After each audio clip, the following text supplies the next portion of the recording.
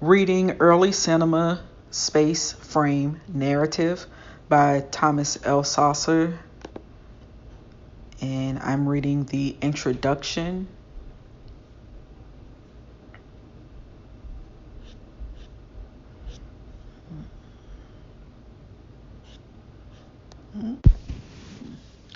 Introduction. Film form. Make this one.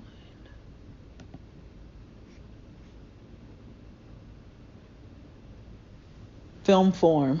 This section of the reader focuses on how the cinema developed its codes of intelligibility and why it became a predominantly narrative medium.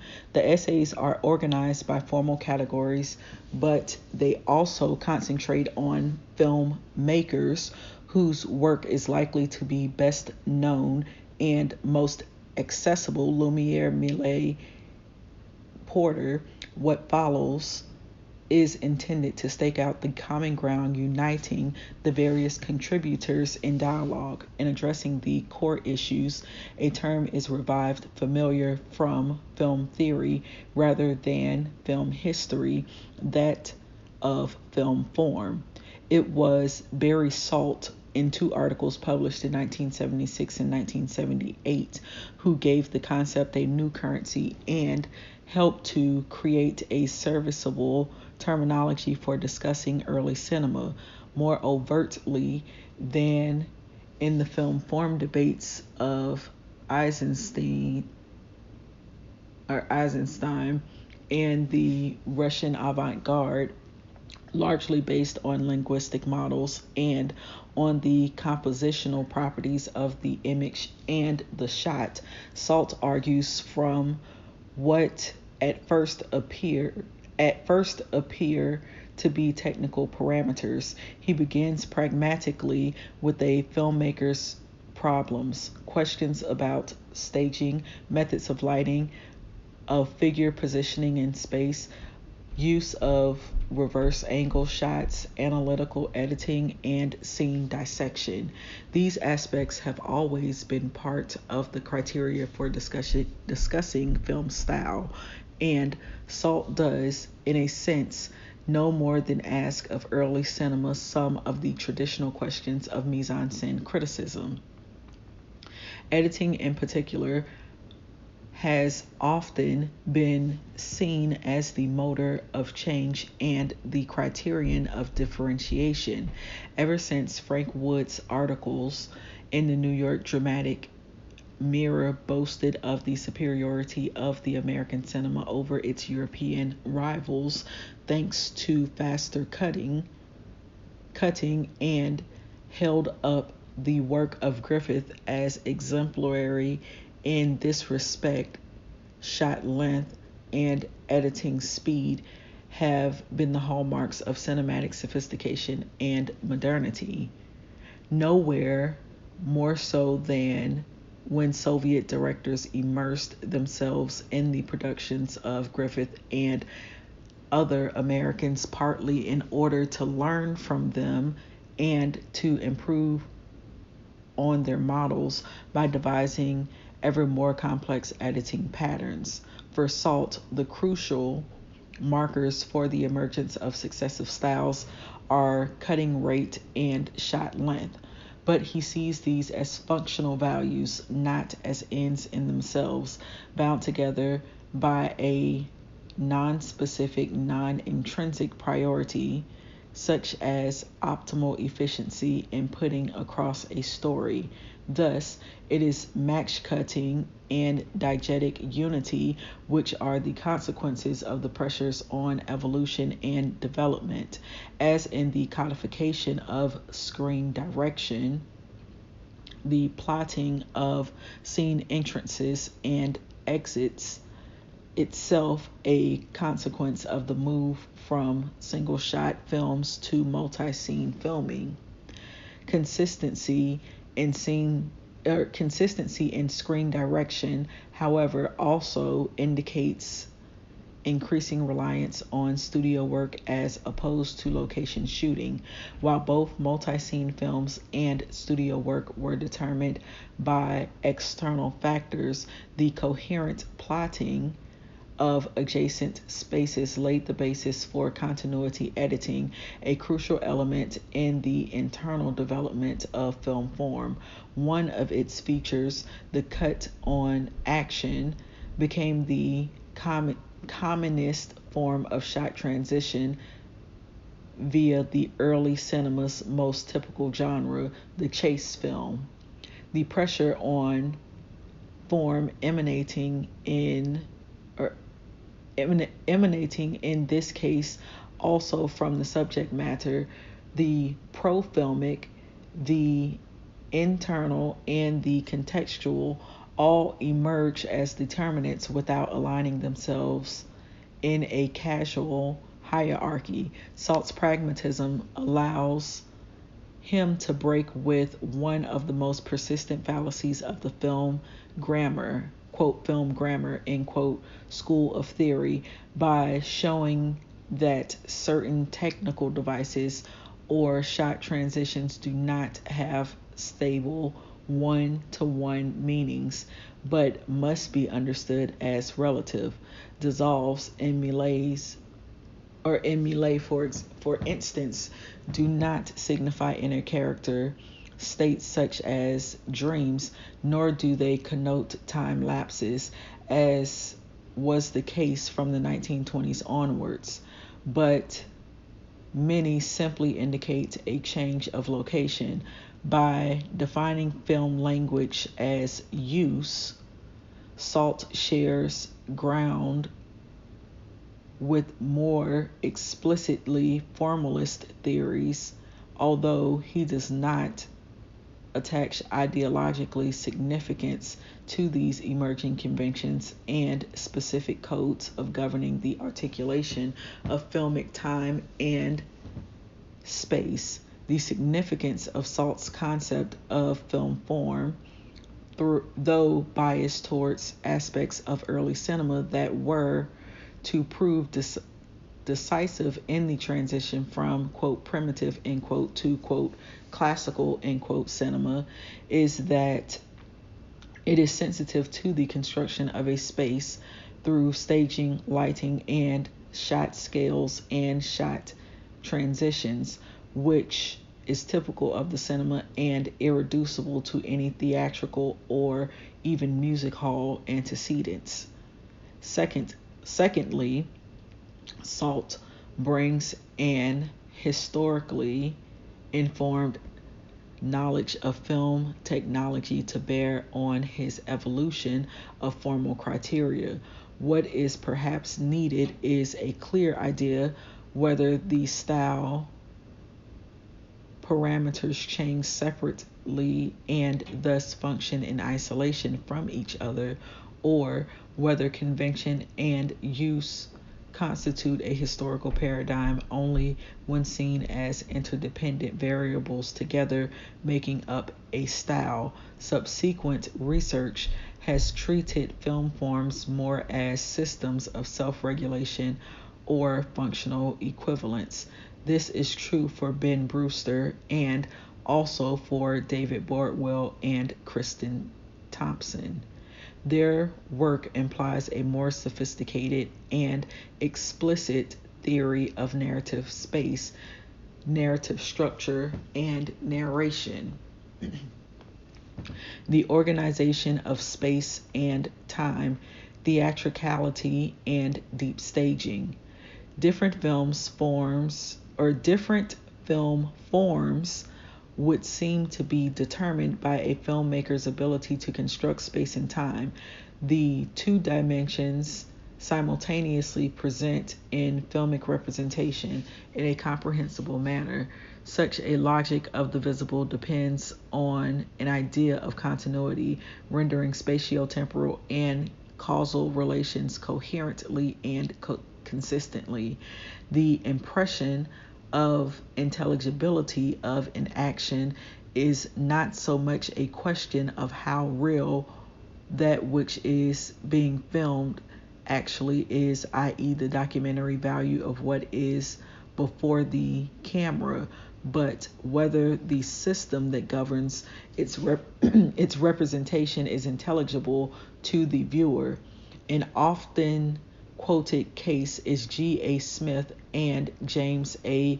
Williamson's 1899 Henley Regatta, where shots of boats taken from the riverbank are intercut with shots of crowds waving, obviously filmed from mid-river. The decision to alternate these shots creates a causal relation, a diegetic space. The crowds are cheering the boats, visible in the preceding and subsequent frames, which exist independent of the reality of the event. Several questions are raised by such an example beyond drawing attention to the difference between single-shot films and multi-shot films.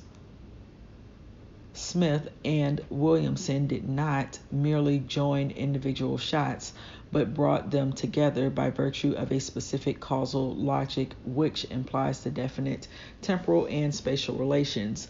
Does this mean they had an idea not only of what we would now call editing, but of continuity editing, basing the causal logic on the alternation of seeing would suggest it, but as John Fell pointed out, there are instances from the other British and American films where a single shot setup allows for several simultaneous playing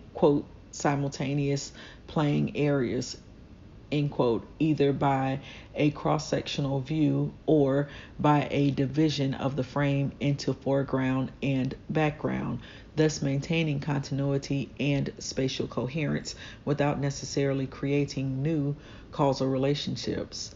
Simultaneous playing areas, end quote, and, quote, editing within the frame, end quote, are features of early cinema that have increasingly become the object of attention. First, because they refer to and reformulate the oldest and usually pejorative distinction made between primitive and classical cinema. The charge that early films were, quote, theatrical, end quote. But as Fell's examples above already show, the formal features of early cinema cannot be equated with its presumed debts to the theater. Second, tableau scenes and other forms of elaborate staging are not necessarily the sign of, quote, primitive, end quote, or, quote, retarded, end quote, practice. Rather, they are specific choices or strategies available as alternatives to editing, in particular, staging in depth along with frontal staging, the most obviously, quote, theatrical, end quote, trait, has come to be regarded as a crucial formal parameter for distinguishing both within American films and European from American productions.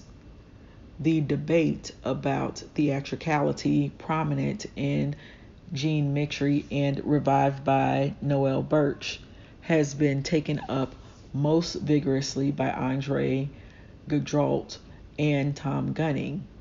Gudrault wants to extend the notions of narrative and narration in order to subsume what to Micry and countless other historians appear to be practices borrowed from the stage.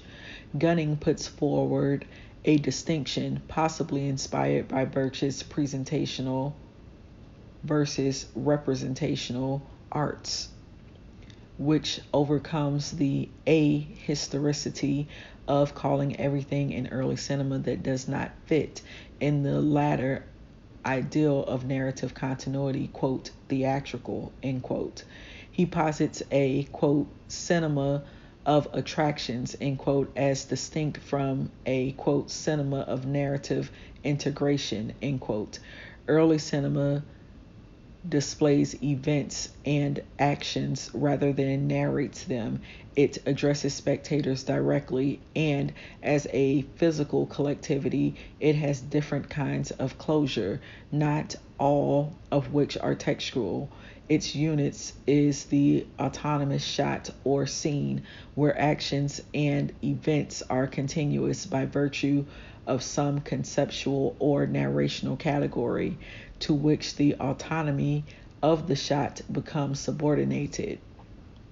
These oppositions seem particularly fertile in a number of ways. They throw into relief the fact that one of the attractions of early cinema was the cinematic apparatus itself, quite apart from what it showed. Secondly, the pleasure both for filmmakers and audiences resided in all the objects, views, events the cinema could show, which need not necessarily have been in story form. Thirdly, a quote cinema of attractions end quote underlines the fact that film producers were often showmen and women. Fourthly, the interaction between characters on screen and audiences was frequently based on the performer's self-conscious, pleasurable exhibitionism rather than, as in quote classical end quote cinema, determined by the spectator's unacknowledged voyeurism. Finally, it reminds us that in contemporary cinema and television, the performative mode, the quote show end quote, exists as distinct but not separate from the pervasive narrativization of all information. Ben Brewster's article also takes up the case of, quote, theatricality, end quote. His contention is not only that the cinema is fundamentally distinguished from the theater by the construction of a single point of view for all spectators, irrespective of their position in the auditorium. By examining Pathé, Vitagraph, and some Scandinavian productions, he is able to isolate a consistent practice in staging which constitutes a historically and perhaps even nationally distinct alternative to a mode based on editing and scene dissection. Deep space cinematography emerges as a very complex, varied, and heterogeneous phenomenon in early cinema, ranging from relatively direct reproduction of theatrical tableau in some of the French films d'art to very sophisticated dramatic manipulation of camera position, as in Perret's Le Roman d'une Mousse, a Moose, 1913. Even more exciting, though also more speculative, is his suggestion of a typology of staging, which together with other variables, camera position, lighting, shot scales, and editing speeds, could form style paradigms distinct in period, production company, or national provenance. In short, a much more sophisticated version of Salt's statistical style analysis based on, quote, average shot length, end quote. The basic alternatives would then be between deep staging and slow cutting European and shallow staging and fast cutting American. If among the films giving priority to staging in depth, French films dart deep space slow cutting, and Scandinavian films deep space cued by lighting find themselves on the same side of the divide with certain Vitagraph films, deep space, lower camera, emphasis on foreground as a distinct action space. Then this introduces a further variable, namely prestige and quality productions, which in the United States at least points to the desire to attract a better class of or better paying patrons. Gunning and Brewster implicitly argue against using the term film form other than in the context of the Soviet experiments, despite an interest in staging. Salt, for instance, pays little attention to films as performative acts based on spectacle attraction.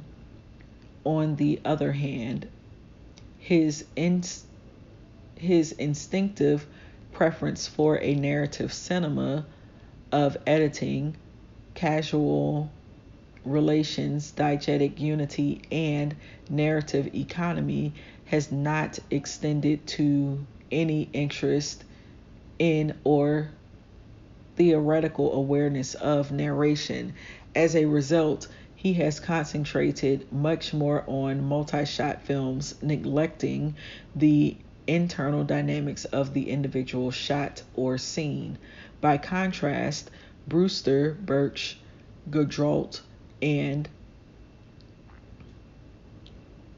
Musser have found the single-shot film very rewarding for the study of early cinema.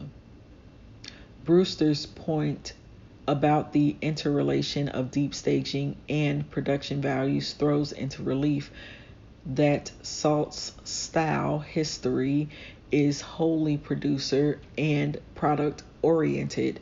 The director, the cameraman, and the set designer are the agents of change, missing out the economic and ideological determinations emanating from audiences or exhibitors, so crucial to Birch or Musser. Narrative efficiency and intelligibility are themselves not fixed and stable categories, as Yuri Sivian shows in his essay on the Kuleshov effect and early cinema audiences. Intelligibility may involve cultural variables such as class, ethnicity, gender, and education.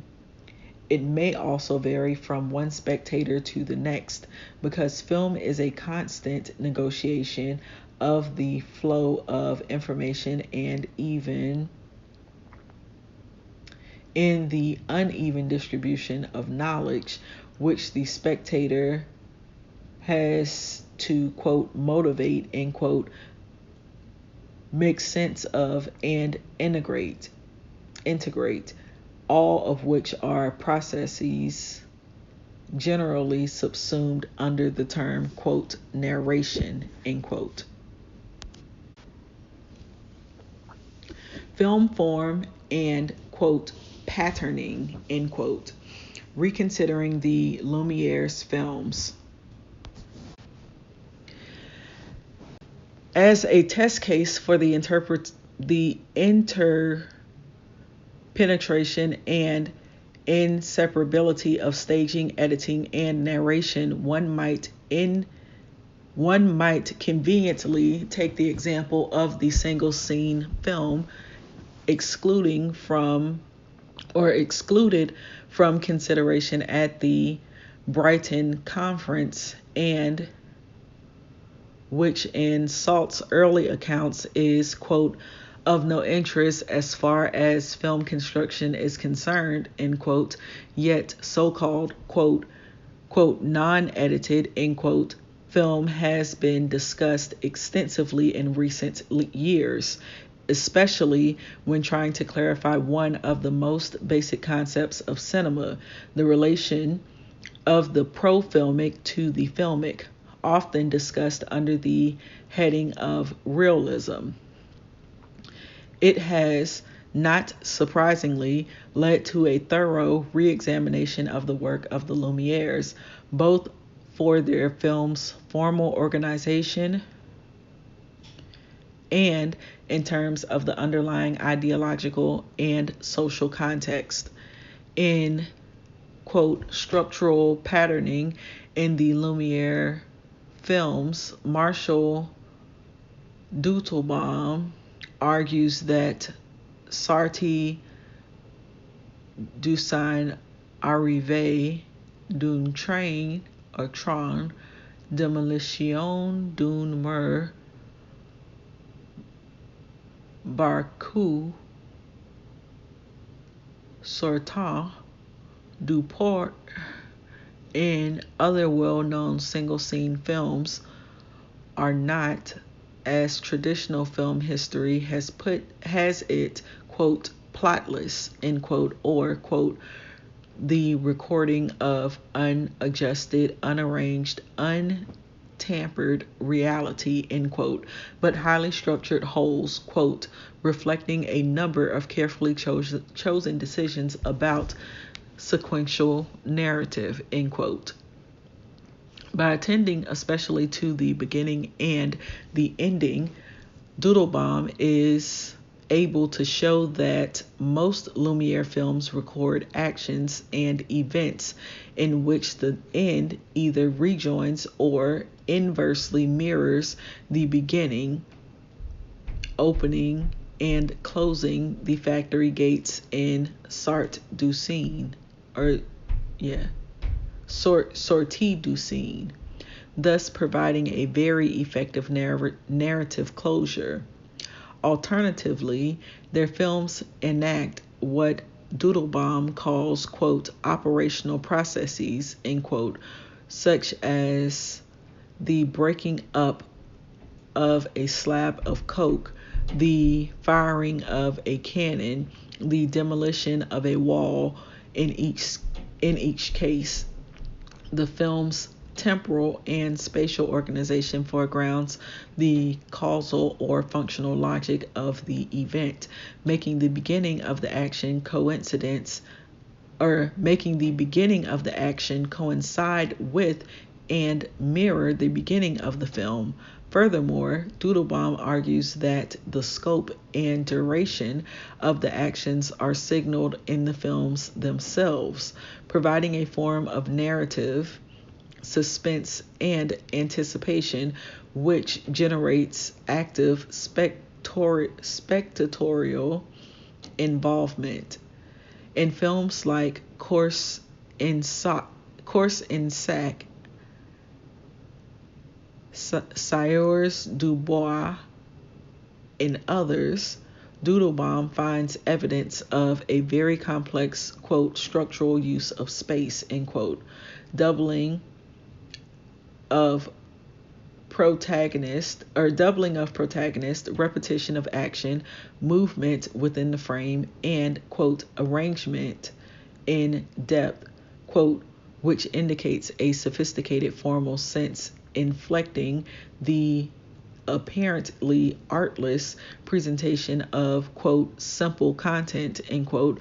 Framing and camera placing are chosen to heighten closure, balance, symmetry, and thus, according to Dutelbaum, quote, impart a shape to the action depicted, end quote. In Gunning's terms, the Lumiere's, quote, patterning, end quote, of events represent particularly sophisticated examples of the, quote, cinema of attractions, end quote. Divine in, quote, Let There Be Lumiere, end quote, also wants to account for the fascination still emanating from a film like Barcou sortant du port, but in order to speculate on the minimal conditions of fiction in a non-edited film, seemingly inclined to locate it in the intrusion of the fortuitous and accidental, the rustling leaves behind the baby in Rapus de Bébé, or the sudden wave in Barcou sortant du port, and the unresolved conflict between the spontaneous and the staged. Vaughan makes 2 points in passing that have important implications. Firstly, unlike other early films, such as Edison's, whose mode was presentational, quote, perceived as performance, as simply a new mode of self-presentation, end quote, the unpredictable in the Lumiere films integrates the performance with narrative. Secondly, Vaughn raises, although only to reject it, the notion of motivation as crucial to the perception of fictionality. While apparently unaware of the complex formal organization which Doodlebaum points out, Vaughn, like Doodlebaum, shifts the argument from the pro-filmic, quote, realism, end quote, to the filmic, the staging and framing, but goes beyond Doodlebaum's, quote, patterning, end quote, in regarding the frame as part of the act of showing, thus anticipating Gardriott's notion of, quote, monstration, end quote, as a form, or see below, as a form of narration. Doodlebaum and Vaughn implicitly operate with a more traditionally literary or art historical concept of form. Form in this sense is not only posits a relation between parts and whole, but considerations of, quote, patterning, end quote, and of formal structure inevitably raise the question of chance and intentionality, reality and artifice. For Salt, as indeed for Eisenstein or Khrushchev, film form is always the result of a construction and an intervention, if only of the filmic apparatus. For Salt, as indeed for Eisenstein and Khrushchev, film form is always the result of a construction and an intervention, if only the filmic apparatus. This explains why Salt insists that only when one deals with a multi-shot film and the possibilities of editing can one begin to discuss film form. Doodlebaum and Vaughn's approach, on the other hand, has the advantage of addressing the single-shot film, the norm until at least 1900, and thereby focusing on the tensions between the random and the pattern as a condition of perceptible meaning, drawing attention to the active participation of the spectator in the creation of intelligibility. They are also aware of the complex status of staging, involving, as it does, performative, presentational, as well as narrational modes. Richard D. Cordova's quote from Lumiere to Pathé, the breakup of the perspectival space, end quote, specifically addresses this later point, namely how, already in the Lumiere films, the spectator is bound into the film by the complex function played by the frame and therefore the awareness of off-frame space. Views, topicals, and actualities from editing to narrating. Does event determine form, or does form create event? End quote. The question can also be studied through another aspect of the pro-filmic and the filmic that has come under scrutiny, the topicals or actualities, as a key genre of early cinema. Here, too, the issues center on the imbrication of staging, editing, and narration. The Brighton project had selected only fictional subjects and multi-shot films. And although these criteria seem to give the minimal conditions for investigating temporal and spatial construction, it is in practice often difficult to separate documentary from fiction, a difficulty largely arising from a conceptual impasse and a false dichotomy. In a Brighton FIAF paper, quote, reconstructed newsreels reenactments, end quote, David Levy discusses the confusion prevailing until 1907 in the area of newsreel type actuality and of restaged or faked events. Although even then articles appeared describing the formal features that distinguished reenactments from actual footage, the more interesting questions lie perhaps elsewhere.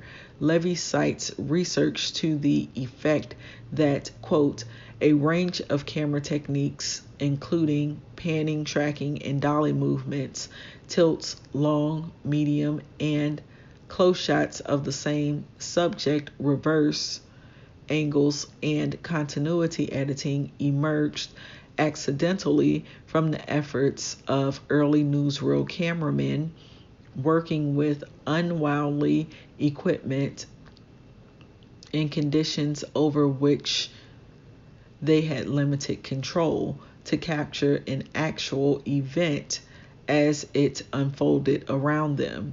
It is on the basis of these marks of authenticity and of a participating observer's presence that many of the faked Edison war films, notably the Boer War, arrived at very sophisticated effects by staging. They exploited depth of field as well as extreme close shots for dramatic impact, especially in scenes involving horses and cavalry charges. By staging spectacular action scenes within an overall chase format, films such as Capture of the Boer Battery are more obviously precursors of the fiction film than of cinema verite documentary film.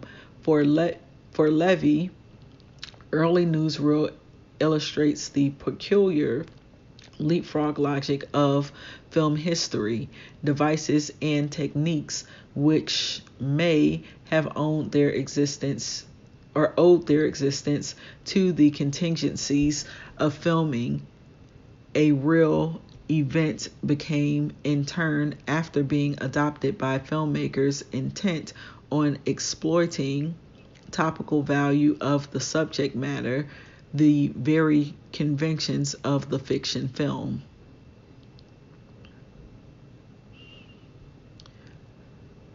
Let me read it back. For Levy, early newsreel illustrates the peculiar leapfrog logic of film history, devices and techniques which may have owed their existence to the contingencies of filming a real event became in turn, after being adopted by filmmakers intent on exploiting the topical value of the subject matter, the very conventions of the fiction film.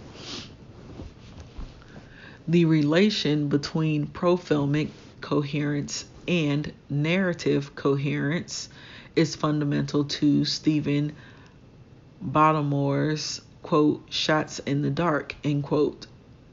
Discussing the origins of editing, he re-examines what the intervention, accidental or deliberate, of the shaping and, quote, directing, end quote, power of the cut, either in the camera or of the film strip, means for the film form. Baltimore's argument is that the first instances of editing can be found in actuality films. Shooting scenes or events which occur outdoors must have encouraged the use of action in depth with movement towards and away from the camera. Such movement becomes a significant factor in introducing temporal ellipsis or spatial discontinuity. Actualities oblige the filmmaker to create, even as he records an event, a specific sequential or spatial logic, which becomes, in some sense, the event's intensified, abstracted representation, as opposed to reproducing its extensive duration. The discontinuity resulting from the constraints imposed on the filmmaker when filming a live event, the fact that he cannot be everywhere at once, that the action is non-repeatable, that his magazine loads only a limited amount of film stock, thus introduces a kind of negative, involuntary choice of which, quote, editing, end quote, could be seen as the positive intentional form. What, however, also needs to be taken into account are certain aspects not so much of the pro-filmic as is usually argued in the context of realism, but of the subject matter and its articulation in time, which, quote, naturalize, end quote, or, quote, motivate, end quote, peculiarities of staging and editing. For it seems what determines the filmic in actualities is not only the concern with the logic of the visible as the unfolding of an event, but also the logic of spectacle as the deployment of a space and point of view in order to create a certain effect on the spectator. The difference would then be less between edited and non-edited films, between non-continuity and continuity, and instead attention would shift to analytical editing, discontinuity, as the moment of specifically filmic narration. Analytical editing or scene dissection not only dramatizes time and space differently, but breaks with the possibility of cinematic images being seen as records of actual objects or events. Instead, they become motivated views, implying an act of showing and semiotic acts, elements of discourse, evidence that the cinema's representational space is not given but constructed, existing in an imaginary as well as a perceptual dimension.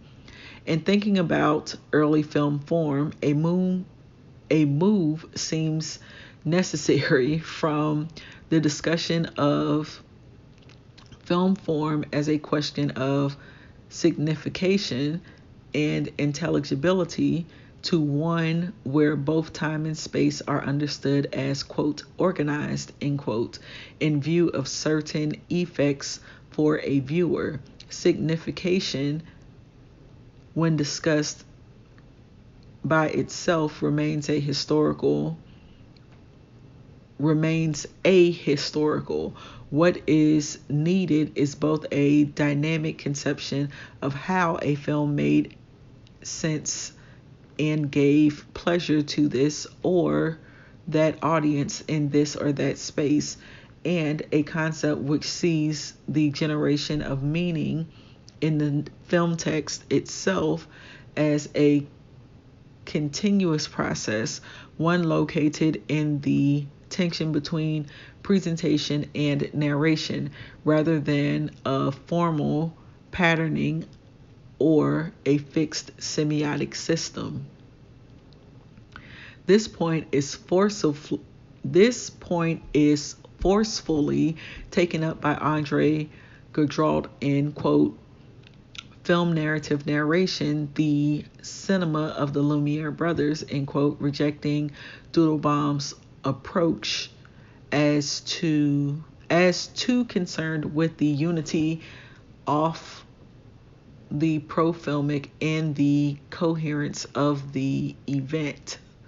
As a typo, unity of the profilmic and the coherence of the event.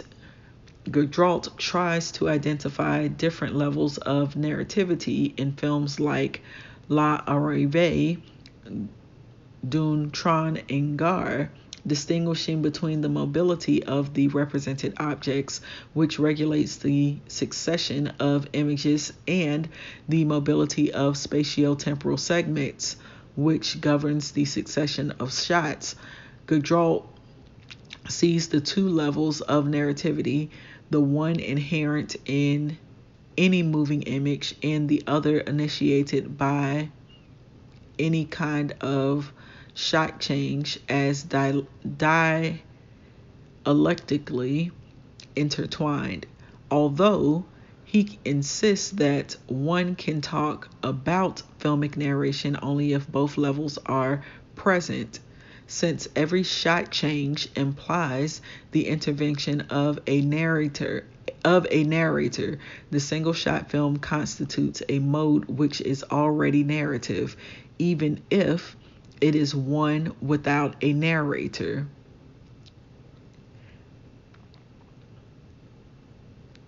This leads him to posit a narrating instance, which he calls, quote, monstrator, end quote, and to, quote, monstration, end quote, as the mode of narration typical of early cinema.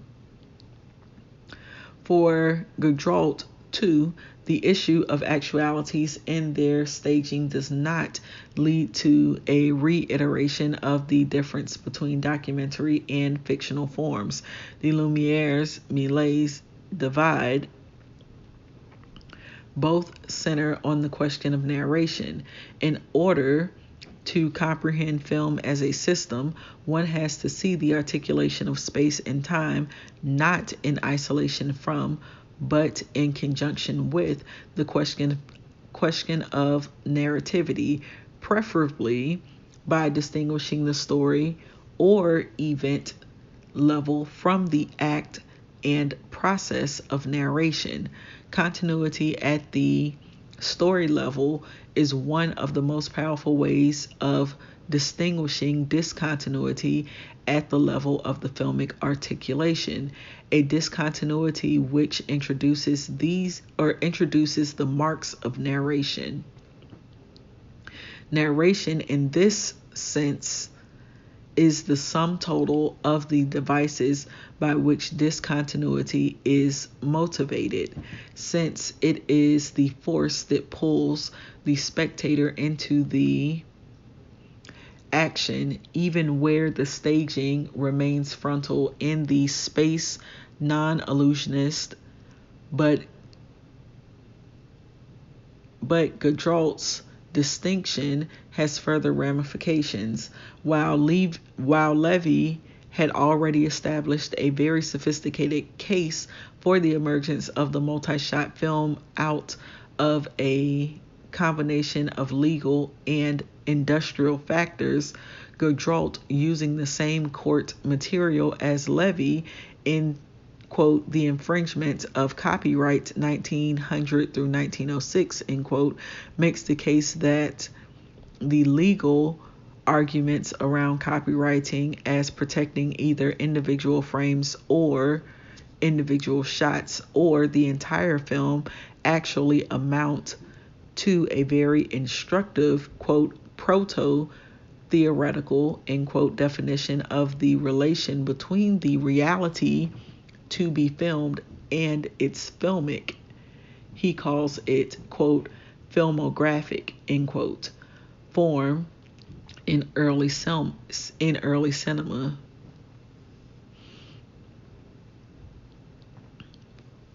The difference that matters is thus neither between documentary and fiction nor between edited and non-edited film, but between two kinds of discontinuity, one that emphasizes the individual shot and its convergence with the scene, and one that starts with the logical or perceived unity of the scene while ignoring the discontinuity of the individual shots.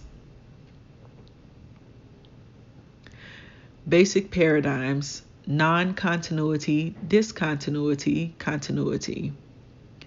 The most ambitious attempt to synthesize these problems and at the same time ground them historically is Gunning's, quote, non-continuity, continuity, discontinuity, a theory of genres in early films, end quote. His objective, too, is to arrive via empirical evidence at a greater degree of theoretical rigor in defining early cinema, but also the classical paradigm and even the avant-garde within a single conceptual model. For Gunning, the prerequisites of a genuinely formal history, which is also materialist history, are a uniform set of criteria combined with a notion of narrative that is not functional but dialectical, an outlook and a term which brings his work close to that of Birch, for whom narrative too is not a given but instead itself a historical variable. Gunning distinguishes four sin genres, the advantage of the term being that the marks of difference are not in the content or the iconography, but in the film forms, that is, in the treatment of time and space through the parameters of non-continuity, continuity, and discontinuity. This model recasts significantly many of the preoccupations so far mentioned, notably the relation between the pro-filmic and filmic, but also the, quote, pressures, end quote, of content on form via the codification of time and space, which in turn can be rephrased as a question of how continuity, non-continuity, and discontinuity can be motivated either diegetically or narratively, or both. With this, Gunning seems to have systematized and integrated the kinds of finding of Doodlebaum with regard to single-shot films, but also Gaudreault's arguments about narration, monstration, the narrator, and the viewer's position of intelligibility. Gunning's, quote, primitive cinema, a frame up or the trick is on us, end quote, can be regarded as a specific application of this theory of genres to the films of Millet. Interestingly, he takes up a similar issue as Bottomore, but he differs in his assessment of the importance of splicing in early Millet's films as opposed to camera stoppage. While for Baltimore, the splicing of the film strip can still be considered as an extension of the theater, and the magic trick or stunt for Gunning, the evidence of splicing indicates that even in the films where Millet transformations, displacements, and disappearances are achieved by means of camera stoppage, his work already belongs to the genre of narrational discontinuity, which is crucial in Millet is the relation. What is crucial in Millet is the relation, the trick, the quote trick, end quote, between spatial continuity and perceptual discontinuity, which is a deceiving of the eye in its own way as, quote, narrational, end quote, as invisible editing is in classical cinema. Multi-shot films, non-continuity, and continuous action. From Gunning's argument, it is clear that the question of actualities cannot be discussed in isolation from, first, a clear consideration of the development of multi-shot films and thus of the question of discontinuity, and second, from that of the genre in early cinema, as both in issue of what constitutes original film subjects and as a question of the determinations exerted by a given subject on film form. Charles Musser, in, quote, The Travel Genre in 1903 through 1904, Moving Towards Fictional Narrative, end quote, convincingly shows that Porter's Great Train Robbery, which historians like Kenneth McGowan and William Everson see as the prototypical Western, must in fact be placed within a different context in respect of both genre and subject. Not only did Porter adapt a stage melodrama of the same title and imitate such highly successful British films as Daring Daylight Burglary or Desperate Poaching Affair, he also responded to the topical interest in newspaper reports of holdups and the growing vogue for railway travel. Thus, if the logic of an event or process determined, quote, form, end quote, in the Lumiere films, and the conditions of filming affected actualities in their stylizations into genre, if social customs and increased mobility can be read off the railway films, then the travel genre affords a useful opportunity to surmise the pressures exerted by the profilmic generally and by subject matter, genre, and social context in particular on film form and the articulation of spatial relation. For what makes the travel genre and especially the railway films important for the history of the cinema is the experience of separation, as Musser notes, referring to Wolfgang Schivelbusch's The Railway Journey, Trains and Travel in the 19th Century. The traveler's world is mediated by the railroad, not only by the compartment window with its frame, but by telegraph wires which intercede between the passenger and the landscape.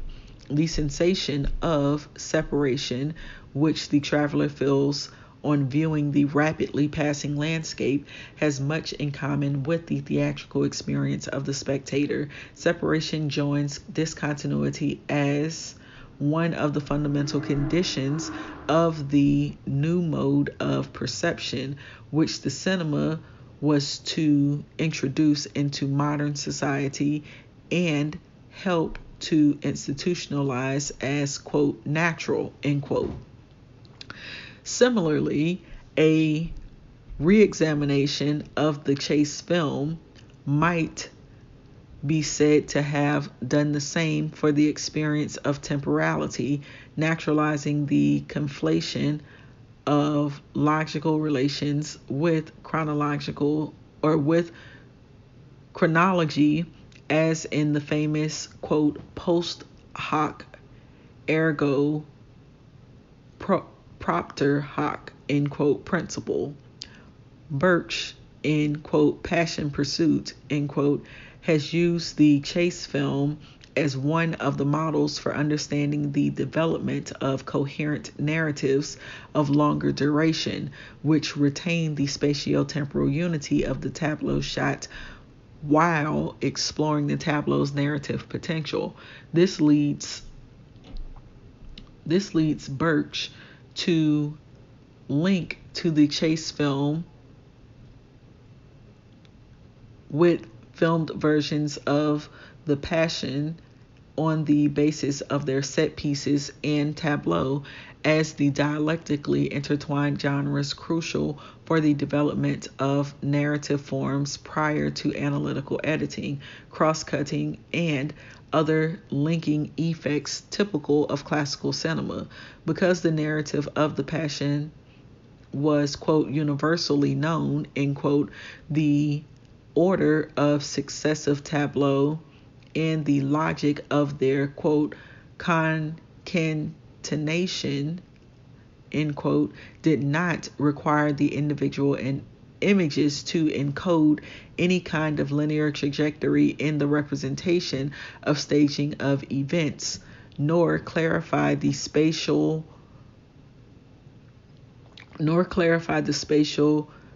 contiguous / distant or temporal successive / simultaneous relations from one scene to the next.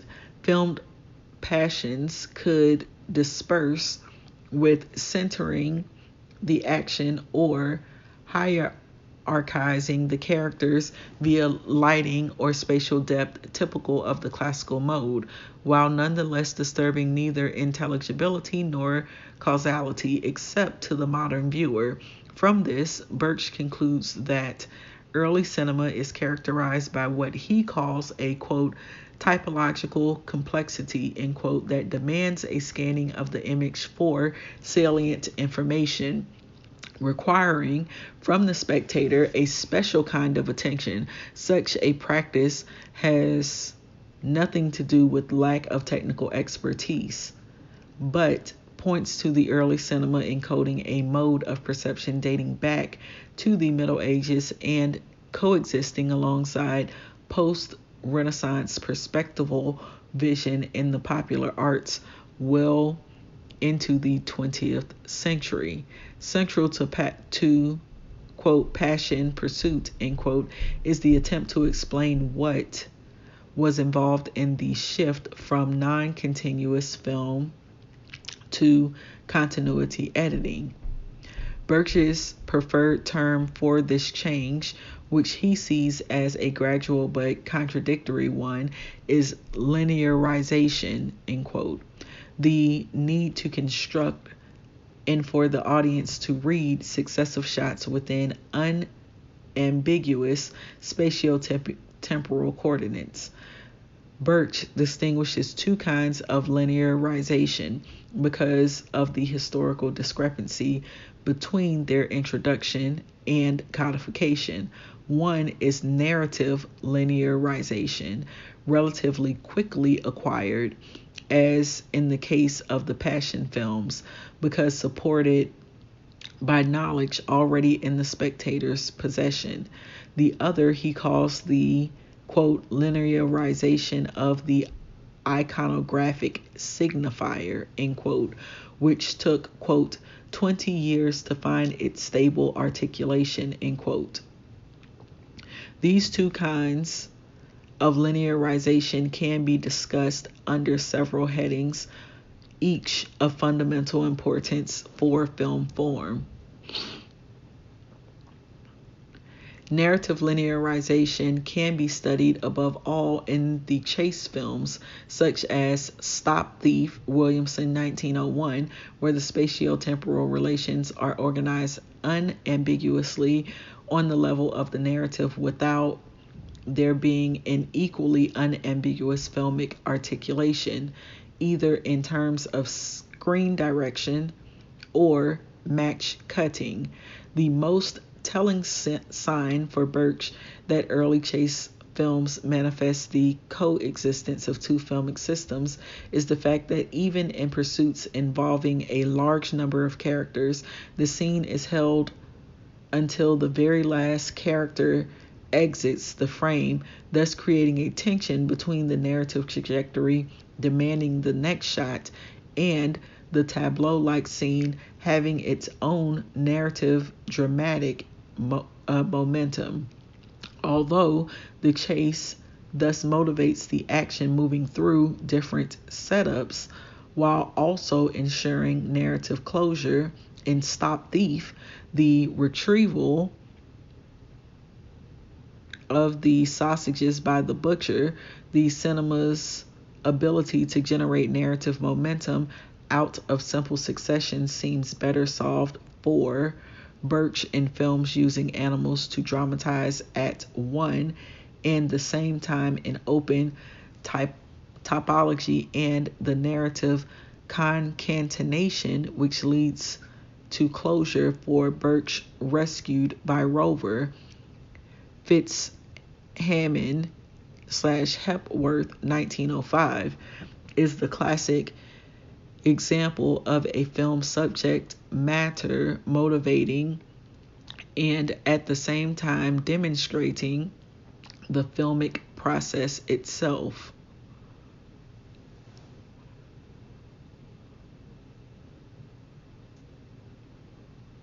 Let's see, mark that. You see, although the chase film thus motivates the action moving through different setups while also ensuring narrative closure, in Stop Thief, the retrieval of the sausages by the butcher, the cinema's ability to generate narrative momentum out of simple succession seems better solved for Birch in films using animals to dramatize at one in the same time in open topology and the narrative concatenation, which leads to closure for Birch Rescued by Rover, Fitzhammond/Hepworth, 1905, is the classic example of a film's subject matter being motivated, or classic example of a film's subject matter motivating and at the same time demonstrating the filmic process.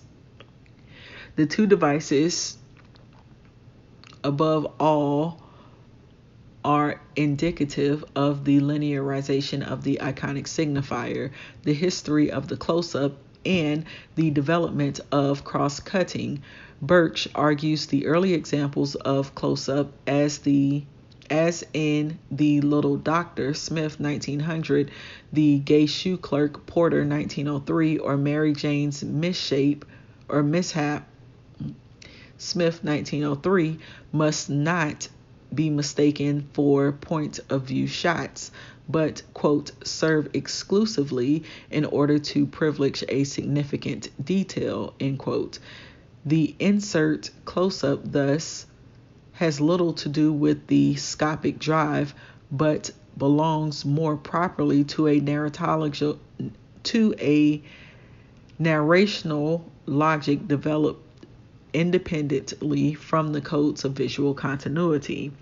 As an example of a film relying on the primacy of spatial coherence and typological complexity in preference to an inserted close-up, Birch cites Griffith's Musketeers of Pig Alley, 1912, where a particularly abrupt change in the action is motivated by the villain spiking the heroine's drink.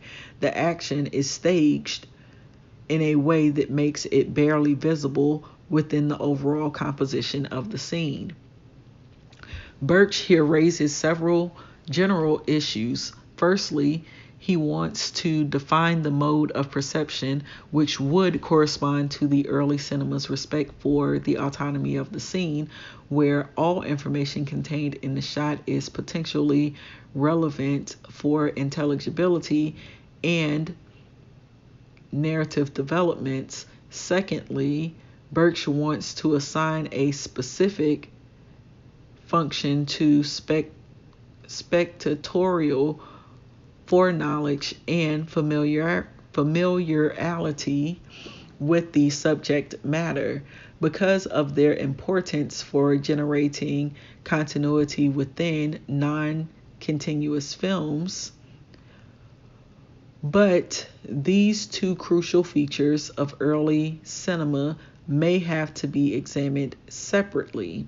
For instance, Musser, in quote, the Nickelodeon era begins, in quote, see below, has taken up the question of foreknowledge as part of a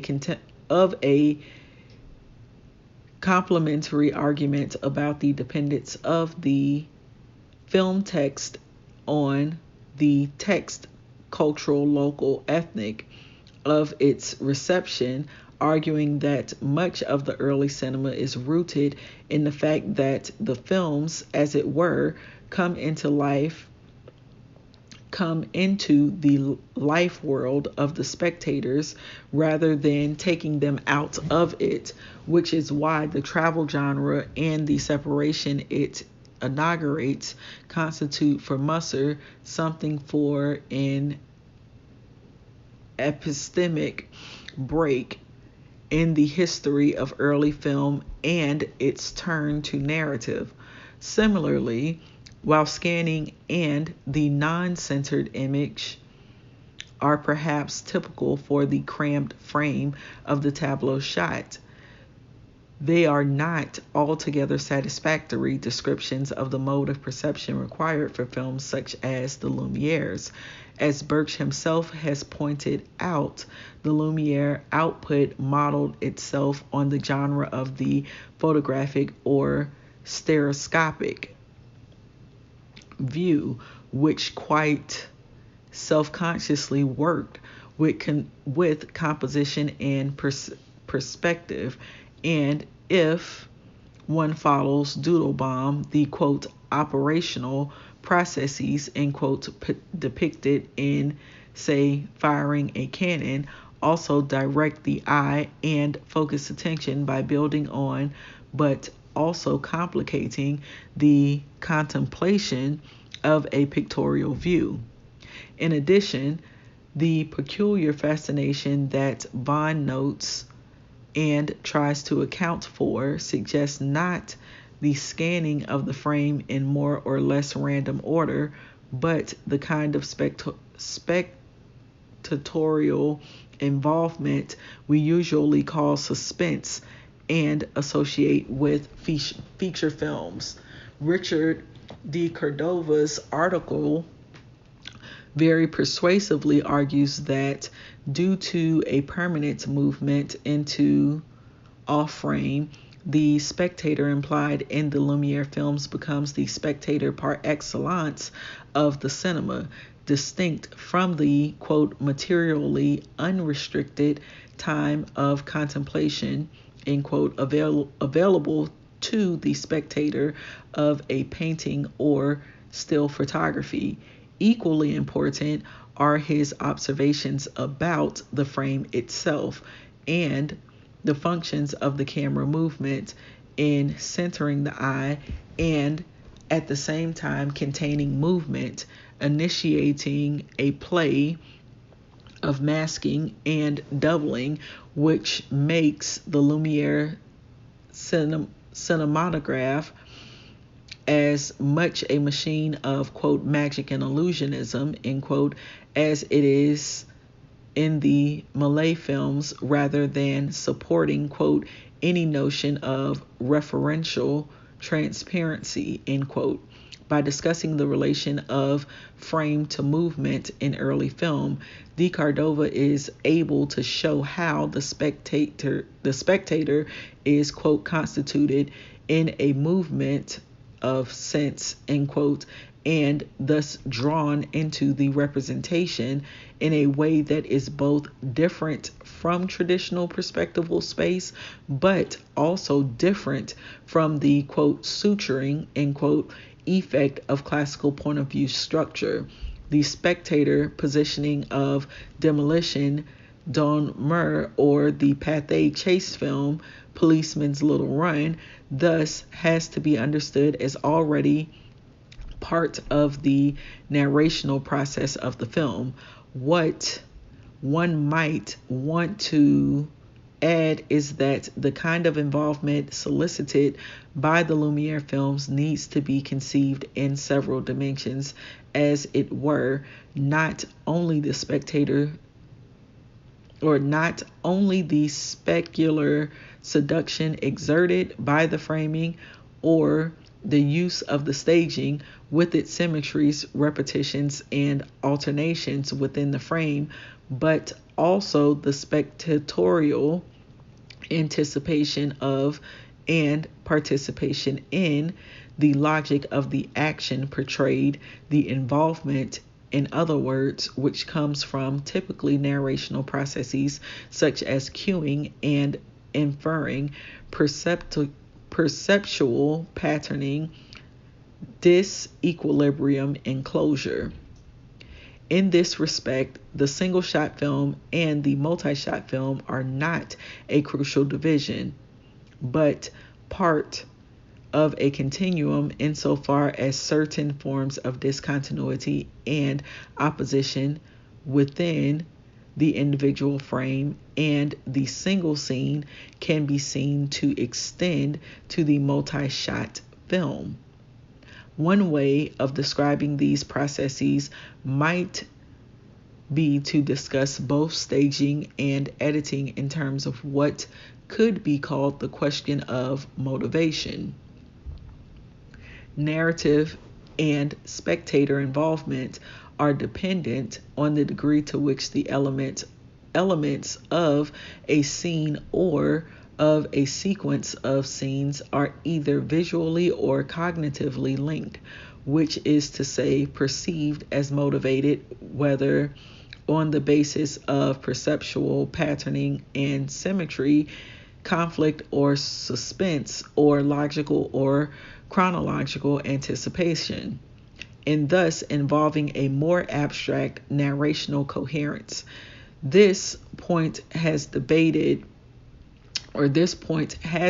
debated much more fully by Brewster and Gunning, among others, in relation to Griffith and his use or non-use of point of view structures. See below. What Birch has rightly emphasized is that only after parallel editing, cross-cutting, and what Metz called alternating syntagmisms or syntagmisms are not were in place. Syntagms were in place. Was it possible to use the close-up as an internally motivated, diegetically integrated element of a scene? This alternation was itself a consequence of the kind of succession typical of the chase film, except that a succession of two shots had to be read not only as signifying temporal successiveness and relative spatial proximity, but as potentially also signifying an inverse relation, that of temporal simultaneity and spatial distance. In the classical cinema, it is the latter which eventually absorbs the former to the point where analytical editing itself generally articulates shots according to a principle of alternation. It confirms Gunning's point, namely that with parallel editing, the function of continuity, non-continuity, and discontinuity changes fundamentally, putting the burden on the viewer to construct different kinds of discontinuity as motivated from within the film itself, rather than in relation to a pro-filmic logic, be it spatial coherence, autonomy of the event, or audience foreknowledge of the subject matter. Thus, it becomes clear that the question of signification immediately raises the question of the narrative, which in turn means that, quote, realism, end quote, as we saw in the case of the Lumiere films, is right from the start a matter of monstration / narration, evidence that the division montage versus realism, semiotic versus mimetic, is an unattainable one. See also afterward below page 407.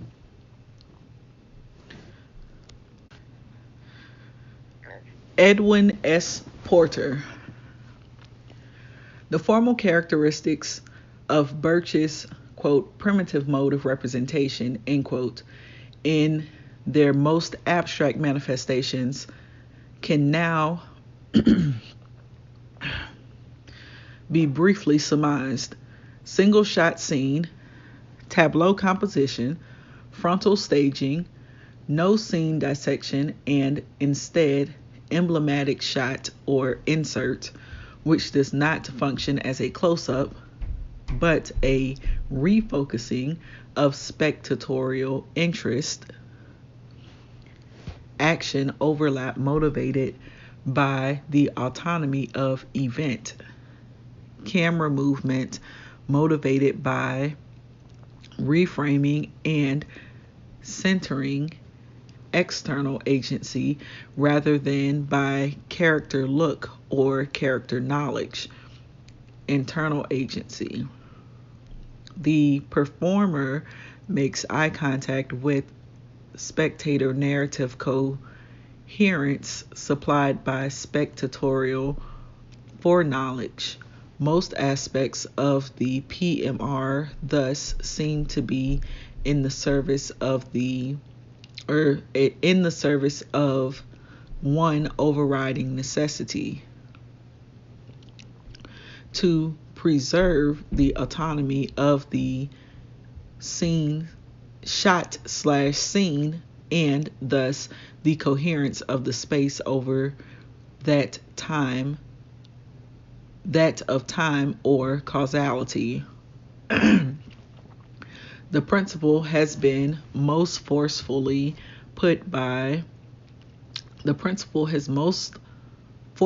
been put by Gudralt, block quote.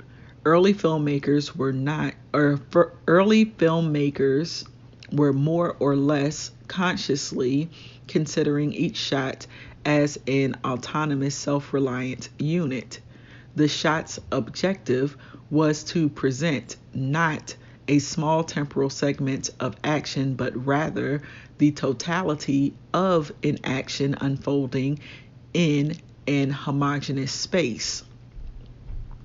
Between unity of POV and unity of temporal continuity, the former took precedent. Before releasing the camera to a subsequent space, everything occurring in the first location is necessarily shown. Spatial anchorage prevails over temporal logic. Stability, persistence, and uniqueness of point of view remain so important that they supersede anachronism. End of block quote. This spatial coherence is eventually taken in charge by narrative logic, which is a differential logic, the logic of signification, abstraction from the signified, but also a logic of the subject and the spectator. The special interest for scholars of chase films, of the travel genre, of keyhole films, of the penetration of space as exemplified by Hale's tours, of action overlaps, of the crowded frame, of left-right patterns in early Griffith, and other formal features derives from their ambiguous articulation within early and transitional modes. As Birch has shown, no other director embodies these contradictions and conceptual ambiguities as consistently as Edwin S. Porter. He is the key figure around which one can discuss not only the absolute difference or the mutual coexistence of the primitive, the transitional, and the classical mode. His films have also required scholars to declare their hand and show whether they read them as, quote, still, end quote, primitive, or, quote, already, end quote, classical. Certain formal features such as linearity and temporal articulation, the use of dual focus space, parallel editing, and a clear narrative logic seems to make a film like The Great Train Robbery almost the epitome of the classical system. On the other hand, the action overlap in Life of an American Fireman, or the extremely opaque temporal articulation of Life of an American Cowboy, make Porter one of the most sophisticated practitioners of the PMR, because the latter films have virtues derived from their non-linearity and extreme non-continuity, which the former lacks. Several possibilities offer themselves in order to deal with the Porter paradoxes. Gaudreault, by comparing different versions of Life of an American Fireman, one of which he regards as inauthentic, raises fundamental issues about temporality in early cinema and the logic that might have determined cinematic thinking around 1904. Quote, Porter, end quote, for Gaudreault, becomes in some sense the convenient name for asking whether a filmmaker is interested in articulating time or not, whether he thinks in terms of succession, simultaneity, implications, causality, relative hierarchy, and the importance of actions, or whether rather, like a sports commentator today, he gives the spectator, quote, action replays, end quote, because what we are witnessing is a demonstration, not an internally generated narration. Elsewhere, Gaudreault discusses Porter in relation to non-continuity generally, once again making it revolve around the status of the individual shot as autonomous and the consequences this has for staging, especially of chase films, where the difference is that in one mode, the characters exit the frame before we move to another scene, whereas in another mode, notably that made popular by Griffith, pursuer and pursued are separated into different slots, and the action can cut to another space at any point.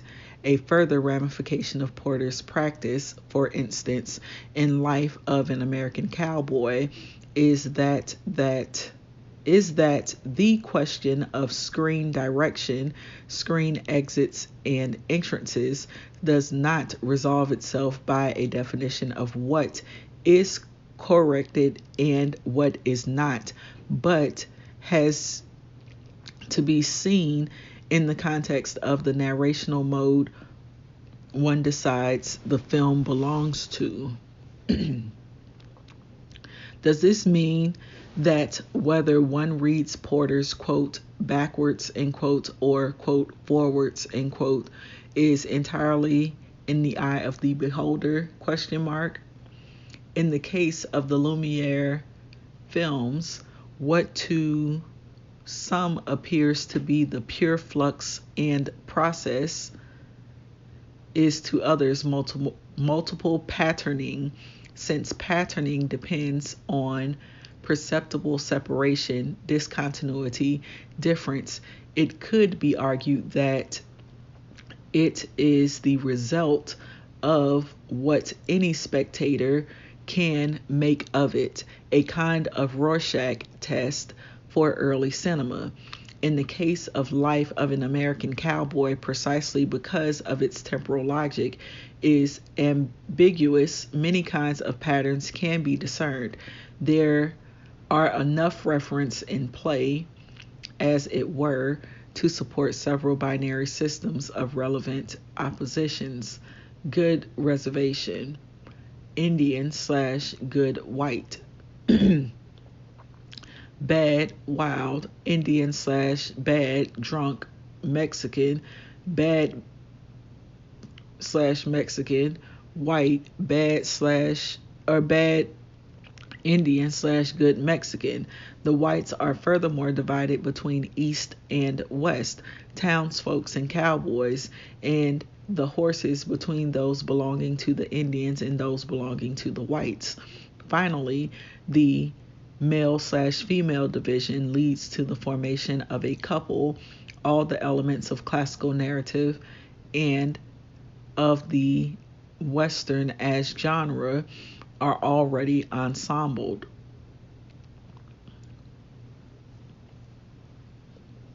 Assembled. Why did I say that? The narrative progresses from tableau scenes to action narrative. Rich though such a reading might turn out to be, it strikes one as ahistorical. Rich though such a reading, yeah, I read that. Just as our knowledge that the Lumiere films derive from the photographic view and our single shot films puts constraints on our reading, so the knowledge we have about the theater, intertext, or the Wild West shows, or the actuality genre in Porter's films makes us want to relate Life of an American Cowboy as much to lantern slides, which the film share both the moralizing theme, temperance, and the documentary/educational pretensions to a classical narrative, without it detracting from what is so original and exciting about the film, namely its dramatization of open spaces and the final chase. Often, another way of approaching the Porter phenomenon is via the multi-shot film generally and the issues it raises for a history of film form. Porter's work has become the touchstone and test case for the more general significance of a cinema of non-continuity and its relation to narrative. For in his work, one finds the first systematic application of the practical distinction between the shot and the scene, giving rise to the theoretically so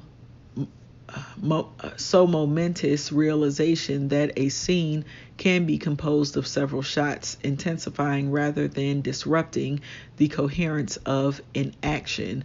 With this, the basic unit of filmic construction, the building block of classical narrative, so to speak, becomes the sequence and the relation between shot and scene.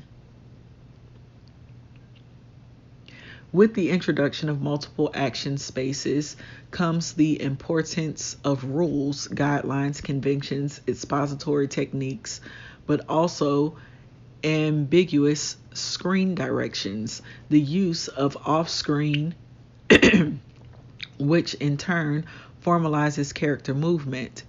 We are at the point of analytical editing, which means that space, even where there is frontal staging, is neither a theatrical space nor the space of early cinema, but a narrational space.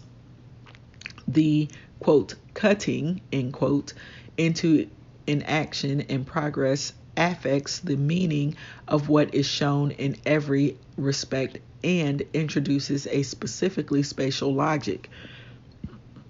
Spatial cues, eyeline match, point of view structure, but it also introduces a different temporal logic, ellipsis of time, which together make up the typically narrative logic of the cinema, establishing shot, long shot, reverse angle, which allows one to talk about, quote, narrative integration, end quote, and the omnipresent but invisible narrator. If we call early cinema a cinema of spatial coherence and contrast it to a transitional cinema of articulated temporality, we could then distinguish them from classical cinema as a cinema of narrational logic superseding both. The Janus-spaced character of Porter is ultimately not in the director, but in the possibilities we have of understanding his work, whether from the, quote, autonomy, end quote, of the primitive mode towards what was to follow, or retrospectively looking back at the primitive mode from the vantage point and the agenda of the classical mode. If we do the latter, we would actually start not with space or time, but with narrative, and assume narrative to be the terminal point. We would look at the development of diegetic unity which Porter's films establish across non-continuous shots in spaces, whether this be via repetition and juxtaposition of autonomous shots or via match cutting and scene dissection. Yet, finally, there may be another, more historically precise way of looking at this momentous move, the severing of spatial coherence in favor of making both space and time the function of another logic, that of narrative causality and, quote, continuous action, end quote. This would be to see the move as reactive, the response to very diverse economic, cultural, ideological pressures, and the result of contending forces. Such is the approach adopted by Musser, for whom monstration and narration are neither formal opposites nor historical phases, but moments in a struggle for authority and control that join the textual and the in the extra textual in a kind of dialectic. If the economic use of individual scenes as single shots, as exemplified by the outlaw firing his gun in the Great Train Robbery, allowed the exhibitor to put together his own film narrative, authority was not with the producer / director / cameraman, but with the distributor / exhibitor / showman / lecturer. Non-continuity thus becomes an important historical marker of a stage in the development, not just of film form, but of the cinematic institution, where, quote, editorial control, end quote, Musser's term, must have been for a time floating between two aspects of what is to become a radical division, the production and exhibition side of cinema. This development will be the subject of the second section.